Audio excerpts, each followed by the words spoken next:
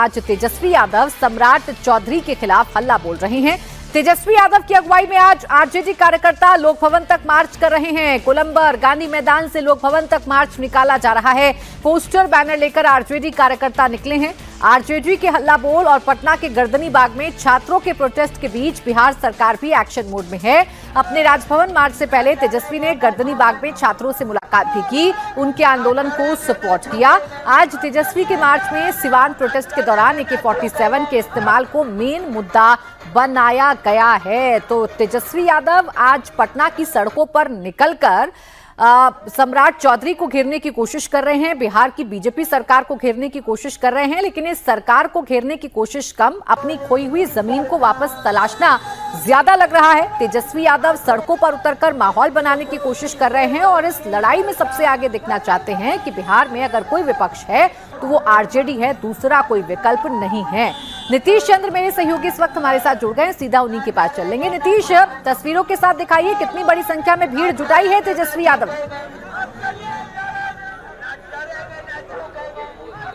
जी देखिए, राजभवन मार्च थोड़ी देर में शुरू होने वाला है। तेजस्वी यादव अभी नहीं पहुंचे हैं, उनका इंतजार हो रहा है, लेकिन उससे पहले पार्टी के जो कार्यकर्ता हैं, नेता हैं, काफी संख्या में यहां पर पहुंच गए हैं। जेपी गोलंबर और यहां पर आप देखिए जितने भी आपको कार्यकर्ता नजर आ रहे हैं, सबके हाथ में तिरंगा है, उसके अलावा पोस्टर है, बैनर है और पार्टी के जो कई विधायक हैं, पूर्व विधायक हैं, जो भी पार्टी से जुड़ा है, हर कोई यहाँ पर पहुंचा है। पूरी ताकत लगा दी है यहाँ इस राजभवन मार्च को सफल बनाने के लिए, बेहतर बनाने के लिए। और यही कारण है कि यहाँ पर आप देखिए जितने भी आपको लोग नजर आएंगे, सब आरजेडी से जुड़े हुए लोग हैं, कार्यकर्ता हैं। छात्रों की संख्या इसमें काफी कम नजर आ रही है। सीधे तौर पर ये आरजेडी की कोशिश है कि इस पूरे मामले में, खासतौर से जो छात्रों का आंदोलन हुआ उस मामले में एक जो लीड लेने की कोशिश है। कांति सिंह है, पूर्व केंद्रीय मंत्री। ये बताइए कि आरजेडी के लोग सिर्फ दिख रहे हैं, छात्रों का मसला है, छात्रों को नहीं जुटाया आपने? ये राष्ट्रीय ध्वज जो है इसमें छात्र लोग भी हैं। राष्ट्रीय ध्वज तो सबका है ना, आप कैसे कह सकते हैं कि इसमें छात्र लोग नहीं है? और जहाँ तक सवाल है, ये जो हम लोगों का आज चल रहा है जो प्रदर्शन है, ये छात्रों पर हुए अत्याचार के खिलाफ है, जो अपनी मांगों को लेकर के, अपनी शिक्षा को लेकर के, परीक्षाओं में विलंब को लेकर के, नीट पेपर आने को बाद कार्रवाई भी हो चुकी है। सिवान के मामले में डीएम-एसपी को सस्पेंड किया गया। सरकार ये कह रही है कि हमने कार्रवाई की है, जवान को निलंबित किया। सस्पेंशन कोई रेमेडी नहीं है। AK-47 कहाँ चलता है? युद्ध के मैदान में चलाया जाता है। आप छात्रों के ऊपर में किस तरह से, किसके आदेश से हुआ? एसपी और डीएम को आप सस्पेंड कर दिए, ये तो कुछ दिन के बाद फिर वो अपने पद पर आ जाएंगे। बीजेपी कह रही है कि जो जमीन खो चुकी है आरजेडी, उसको वापस पाने की कोशिश कर रही है इस मार्च। तो क्या कहेगी? वो अपनी जमीन खसका दिया, छात्रों के ऊपर अत्याचार करके, लोगों के साथ अश्रु गैस छोड़ के, बुलेट गन छोड़ करके, जिस तरह से उन लोग जैसे लगता था कि अपराधी हो। आप उनकी मांग को इतने दिनों से सुनने का काम नहीं किया आपने, और ये सरकार भी उसी तरह से बेरहमी की तरफ पेश आ रही है। आप लोग कहाँ तक जाएंगी? चूंकि पुलिस तो रोक देगी डाक बंगला चौराहे। हमारी कोशिश रहेगी कि हम राजभवन तक पहुँचे। लाठियाँ भी चल सकती है? चले, लाठी चले, गोली चले, अश्रु गैस छोड़े, पानी का कैनन फेंके, उससे क्या फर्क पड़ता है? तो देखिए, पूर्व केंद्रीय मंत्री हैं, पार्टी के काफी सीनियर लीडर कांति सिंह, और इसी तरह तमाम जो पार्टी के विधायक हैं, सांसद हैं, पूर्व विधायक हैं, जो पहले मंत्री रह चुके हैं, हर कोई यहाँ पर पहुंचा हुआ है। और बिहार के अलग अलग जिलों से आने की अपील भी की गई थी। और यहाँ गोलंबर के आसपास की आप तस्वीर देखिए, हर जगह आपको आरजेडी के लोग नजर आएंगे। निश्चित रूप से कोशिश है तेजस्वी यादव की, जो छात्रों का आंदोलन हुआ उसके जरिए अपनी पार्टी की जो ताकत है उसको मजबूत करने की कोशिश की जा रही है। हालांकि सिवान के मामले में पुलिस, सरकार का कहना है कि हमने कार्रवाई की है। अपनी शक्ति का परीक्षण भी ये करना चाहते हैं तेजस्वी यादव, और ये बताना चाहते हैं कि बिहार में सरकार के खिलाफ अगर कोई हल्ला बोल सकता है तो वो तेजस्वी यादव हैं। अब वो कितने जल्दी ये प्रदर्शन करने के लिए आ गए, कितना लेट हो गए, ये तो वाकई में चर्चा का विषय है। पटना में आरजेडी के मार्च के लिए बिहार के अलग अलग जिलों से लोग पहुंचे हैं। कार्यकर्ताओं का कहना है कि वो पुलिस की लाठी और गोली खाने के लिए भी तैयार हैं। गांधी मैदान में जेपी गोलंबर से ये मार्च शुरू होना है, लोक भवन मार्च। और यहाँ से आमतौर पर जब भी कोई प्रदर्शन होता है तो बैरिकेडिंग लगा दी जाती है, यहाँ से आगे बढ़ने नहीं दिया जाता है। लेकिन यहाँ पर कोई बैरिकेडिंग नहीं लगाई गई है। इसका मतलब ये हुआ कि यहाँ से जब मार्च शुरू होगा तो ये डाकबंगला चौराहा तक जाएगा, वहाँ पर पुलिस ने बैरिकेडिंग लगा रखी है। जब तेजस्वी यादव यहाँ पर आएंगे, थोड़ी देर में तेजस्वी यादव को यहाँ पर आना है और यहाँ से जब वो मार्च शुरू करेंगे तो डाकबंगला चौराहे तक जाएंगे और इसमें ज़्यादातर वो लोग हैं जो पार्टी के कार्यकर्ता दिख रहे हैं। सबके हाथ में तिरंगा है, हालांकि पार्टी का झंडा नहीं है, और पोस्टर बैनर लेकर लोग पहुँचे हैं। आप देखिए जो भी पोस्टर है, बिहार का फ्यूचर, लोडिंग सरकार अभी भी बफरिंग, इसी तरह मेहनत का मोल दो, युवाओं को रोजगार दो, हर के पास अलग अलग पोस्टर। और यहाँ देखिए विशाल राजभवन मार्च, पेपर लीक, लाठीचार्ज और AK-47 फायरिंग के खिलाफ। कहाँ से आए हैं? हम लोग जैतिया से हैं, फतवा विधानसभा। तेजस्वी जी कितने देर में पहुँच रहे हैं? आधा घंटा में आ जाएंगे। तो ये अलग अलग जिलों से कार्यकर्ता आए हैं और चूंकि ऐलान भी किया गया था, ये कहा गया था कि अलग अलग जिलों से काफ़ी तादाद में जो कार्यकर्ता है वो यहाँ पहुँचे। और यहाँ पर देखिए अधिकांश लोग आपको वो दिखेंगे जो पार्टी के पुराने वर्कर हैं, कार्यकर्ता हैं। कहाँ से आए हैं?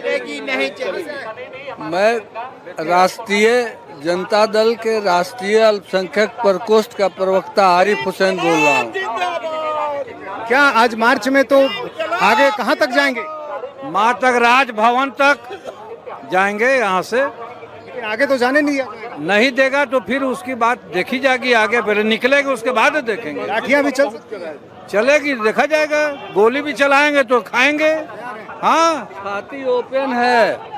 अगर उन्होंने बच्चों पर AK-47 चलाया है तो हम अपने बच्चों और कोई।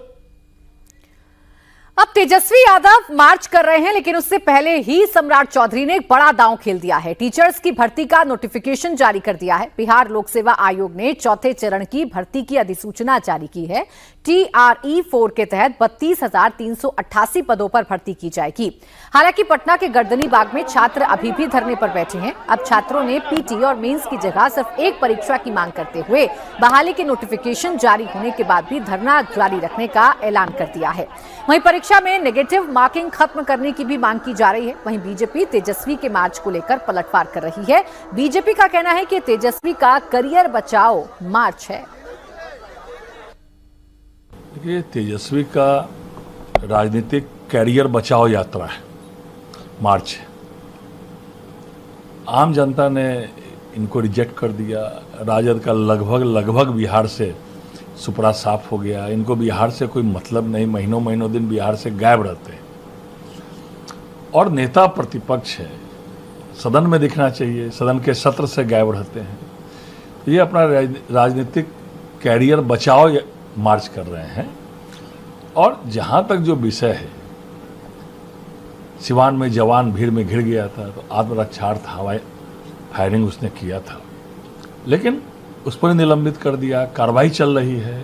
और छात्रों का मामला था तो 25 दिन तक झारखंड में इनको सरकार का समर्थन है, इनके मंत्री हैं, वहाँ मार्च करना चाहिए था। इनको कोई चिंता थी छात्रों की? कोई चिंता नहीं थी। जहाँ तक TRI-4 का मामला है, कल सरकार ने भेज दिया छात्रों के बहाली के लिए, पुनः BPSC को भेजा है। लगातार सरकार बहालियां कर रही है बिहार में। एक बार फिर से नीतीश के पास चलेंगे। नीतीश हमारे साथ लगातार बने हुए हैं पटना से। नीतीश, अगर इसके मार्च के पॉलिटिकल मायनों को समझें तो ये तो कहीं ना कहीं सही लगता है कि तेजस्वी यादव अपनी खोई हुई जमीन को तलाशने की कोशिश कर रहे हैं, तेजस्वी यादव अपने करियर को बचाने की कोशिश कर रहे हैं और इस मार्च के बहाने खुद अपनी शक्ति का भी परीक्षण कर रहे हैं और ये बता रहे हैं कि विपक्ष में अगर कोई है तो तेजस्वी हैं, कोई और उनकी जगह नहीं ले सकता। जी हाँ, बिल्कुल। देखिए, दिल्ली से जो जंतर मंतर से जो छात्रों का आंदोलन शुरू हुआ और उसके बाद अलग अलग राज्यों में जो प्रदर्शन हुए, बिहार में भी जो प्रदर्शन हुआ वो वाम दलों के छात्र संगठनों की तरफ से हुआ। तेजस्वी वहाँ भी थोड़े पीछे रह गए और उसके बाद फिर जब वो विदेश चले गए हुए थे उस वजह से भी वहाँ पर यहाँ नहीं थे। बाद में जो भी कई आंदोलन हुए उसमें RJD ने खुद को ऐसा महसूस किया कि शायद इस छात्र आंदोलन को लेकर जो एक माहौल बनाया जा रहा था उसका फायदा RJD नहीं उठा सकी है।